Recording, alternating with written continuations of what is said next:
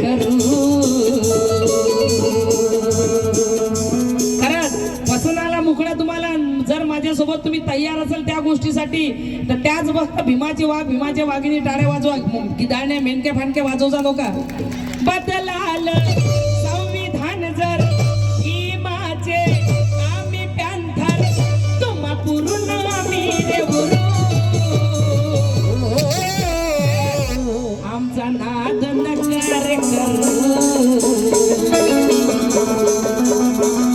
आमचा नाद नकार करू. आम्ही आम्ही आम्ही घरात घुसून मारू.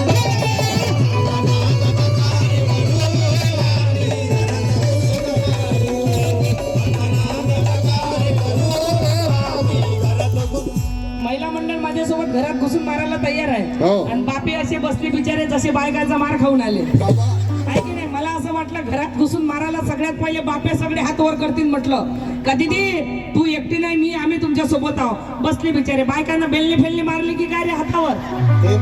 काही लोकांचे लग्न झाले त्याची बेलनी बालनी मारून हात सुजले आणि काही लोकांना बायकाच नाही भेटून झाले काय बिचारे. आमचा नाद नकार करू, आमचा नाद नकार करू. आम्ही घरात घुसून मारू.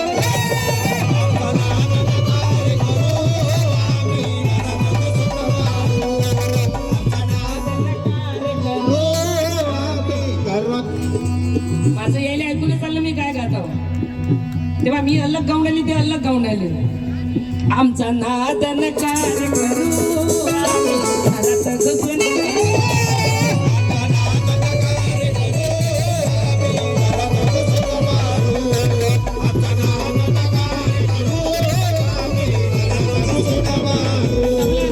ढोलक इथं ऐकून राहिला मला मॉनिटर मध्ये नाही येऊन राहिलं. इथं येऊन राहिलं भदर भदर मॉनिटर मध्ये टाक दादा त्याले मॉनिटर में आवाज नाही आला दादा. आपल्या ढोलकचं मॉनिटर मध्ये दे ना. हे एवढे मॉनिटर लावले कायसाठी लावले. फक्त इथं येऊन आला आवाज याच्यात नाही येऊन आला. याच्यात वाजव रे इथं येऊन आला इथं दे ना. आमचा नाद नकार करू, आम्ही घरात घुसून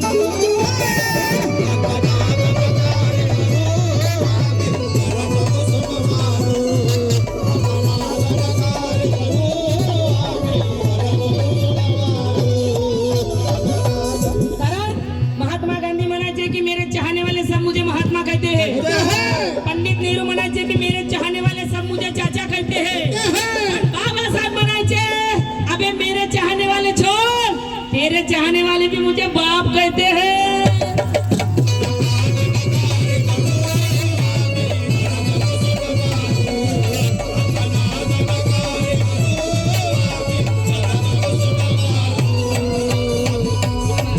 भीमाची वाघिणी ओरिजिनल क्या बात आहे बेटा. Thank you thank you thank you. भीमाच्या वाघिणीने सप्रेम भेट दिली आहे. भीमा बांधवांनो तुझे दादा तुझ्या साऊंड मुळे मूळ खराब होऊन राहिलं रे. चांगला साऊंड आहे तुझा असं कमी जास्त करू नको. भीमा बांधवांनो भीमवीरांनो बसू नका रे शांत.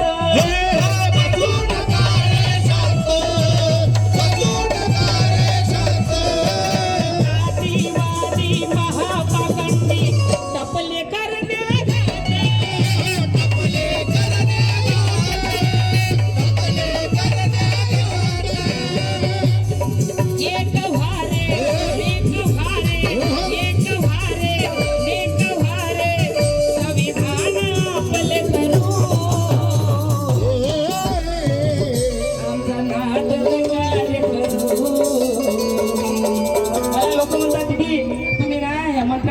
काही बोलत जाऊ नका. हे मनुवादी सरकार आहे बरं. यायला जर काही म्हटलं ना दीदी हे तुम्हाला मारून टाकतील असं म्हणतात. आणि कधी कधी येत असते फोन मला लय बोलतं म्हणते तू मंत्र्या जंत्र्याबद्दल. खरं इमानदारीच्यानं तुला सांगतो म्हणे नाही तुला बकऱ्यासारखं कापलं ना एखाद्या दिवशी तर मला अधिक काय म्हणजे मी त्याला म्हटलं मला बकऱ्यासारखं काप नाही तर मेंढऱ्यासारखं काप कशाही सारखं काप फक्त कापताना एक काम कर म्हटलं माझ्या रक्ताचा एकही थेंब खाली पडू दे नको. कारण जेवढे रक्ताचे थेंब माझे खाली पडतील तेवढ्या समाजात अंजली भारती पैदा होती. कारण इथं कहाणी समाप्त होणार नाही आहे. एक जरी अंजली भारती मेली ना मला तर असं वाटते का मी मेली पाहिजे माझा समाज जागृत होईल. कारण माझा समाज झोपलेला आहे. महिला मंडळ खास तुम्हाला सांगतो मी, कारण तुम्हाला माहित आहे 1500 रुपये घेतले की नाही लाडक्या बहिणीचे. बिंदास घ्या, सगळे घ्या. त्याचे का बापाचे होत काय? बाबासाहेबांना तरतूद करून ठेवलेली आहे, बरोबर की नाही? संविधानाच्या मार्फत त्यांच्या योजना निघत असतात, बरोबर. इलेक्शन आलं काही योजना निघाली, पुरा फायदा घ्यायचा. आणि हेच नाही 1500 नाही, तसंही जर इलेक्शनच्या वक्ती कोणी पैसे घेऊन आलं ना, पेट्याच्या पेट्याच घ्या. हो, जेवढे आले तेवढे घ्या.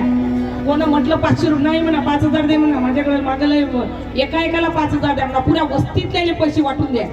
त्याने न्यायचं एका एका घरी. दादा आमच्या संघ चला म्हणा, बाई घरी आहेस का? घे 5000. आमच्या घरी आहेस का? घे 5000. आणि जे घरी नसेल ते इथे 3 घरात, एकच घर असलं तर हमकी ढमकी द्या 15000. बिनधास्त पैसे घ्यायचे, पण वोट मात्र आपल्या माणसाला मारायचं. एवढं काम करायचं. कारण सारं काय विका पण भान विकू नका. बहुजन समाजाची जाण विकू नका. आल्या प्रसंगी तुमची माय बहीण विका, पण दारूच्या बाटलीसाठी मतदान विकू नका. मतदान विकू नका.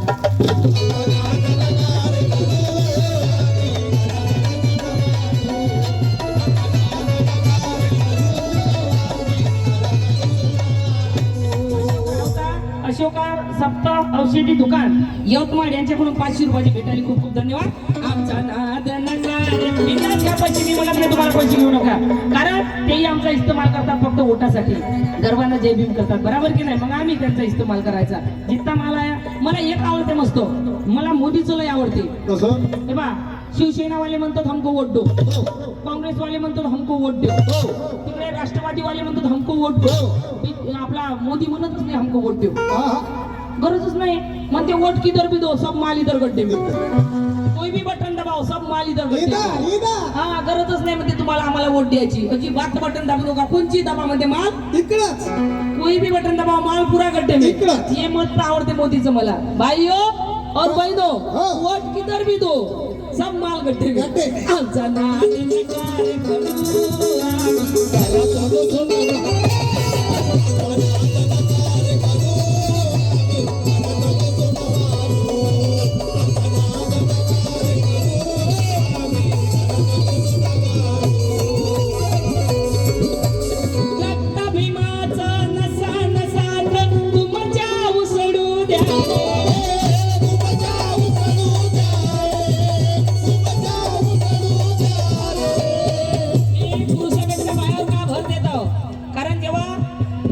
मार्च 1927 मध्ये 14 ताळ्याचा सत्याग्रह झाला.